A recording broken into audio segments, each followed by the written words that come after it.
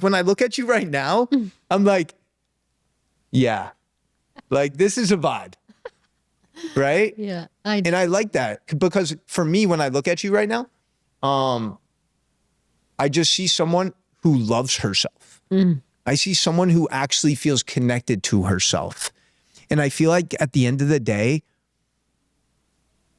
both women and men lack self-love, lack really that unconditional love for ourselves, which is why we're always searching for external shit to make us feel whole and complete, whether it's breast implants, whether it's lip injections, whether it's a dude just trying to flex with his watch or his Louis Vuitton backpack, whatever it may be. We live in a world that's constantly chasing things externally to make us feel whole internally. But the only way that we're going to achieve that is by doing the inner work of actually like cultivating that authentic love with ourselves. And I'm just curious, I know I said a lot, but like that journey for you. Yeah. So I think first let's bring a little bit more compassion, because this is what we are maneuvered into. This is how we're programmed since the early young age, right?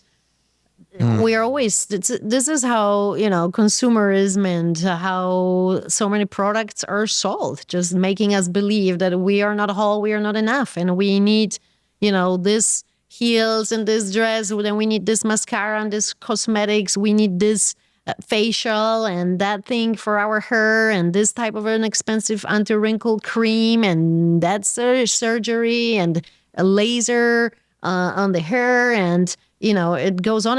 And to be honest, I also fall into many of those traps. Okay. And I'm not a saint, and it's very strong, and it's very, it's not so easy to totally resist that. But the story that I want to share in context to what you just said is how I got bashed on social media for body shaming. And the story was the following. On the journey of exploring conscious intimacy, I really realized the power of the breasts and how they are really the gateway for female sexuality. They are the portal as an extension of the heart, and it is the way to open a woman's heart and a woman's body is really activating her heart and her breasts. And this is where we want to start. This is our positive pole in Neo-Tantra. We can actually experience breastgasms and nipplegasms, and I share a lot about that. And when I made the switch myself, because I used to hate my breasts, I always had small breasts. I always say that I got traumatized because boys at school called me ABC, which stood for absolute lack of tits in Polish. And I was slouching since the very young age. Then I wanted to really put implants. I was too scared. I found Victoria's Secret. I had triple padding and all these stories, right? And I didn't want to take the bra off on the dates because, I had like a big B. And when I took it out, it was just, a medium A. And I never even wanted men to go and touch my breasts, right? So going on this journey of reclaiming my breasts and realizing how important they are and how much pleasure they bring and how alive they are and how the whole experience for a woman changes when she starts to love her breasts and allows for them to be worshipped and stimulated. And then I witnessed it in hundreds of women, and I even did a course specifically on that. And I started posting about that, right? And I really, truly believe that breast implants are one of the most invasive procedures on energetic level for a woman. It really puts a plastic bag between your partner and you and your heart. Wow. And it really, I know the doctors will say nowadays that there's a new technology, that the risk is very small and that you're not going to lose sensitivity, but that is not what I observe among my clients. And even other teachers in my space say the same thing. I don't know, about probably half of women lost sensitivity either partially or completely.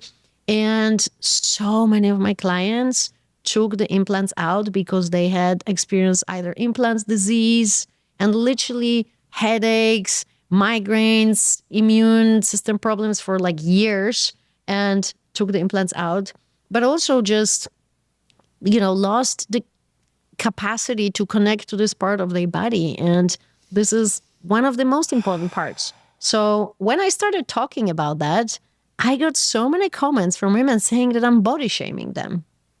And it was just so interesting to me, that reaction. And I said, listen, what I really want us to know is to be honest about the consequences of this surgery. Because truly, let's be honest, I know a lot of women are like, okay, I have really small breasts. It's going to make me feel better. And for some, it will work.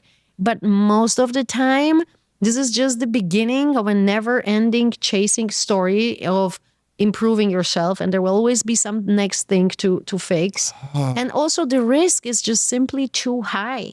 And it is very sad because you realize that 71% of women in our society don't like their breasts, right? It's ridiculous.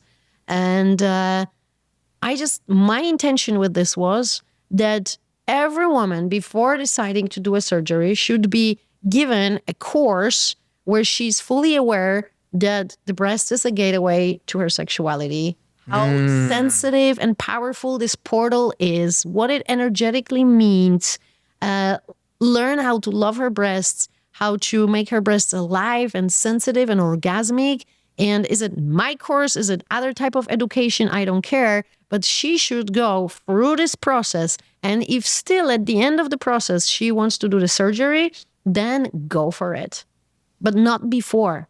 And women are just brainwashed into this talk that, oh, it's a new technology, non-invasive, and you're not going to lose sensitivity and this and that. And it's not necessarily true. And there is many other, again, energetic consequences to this.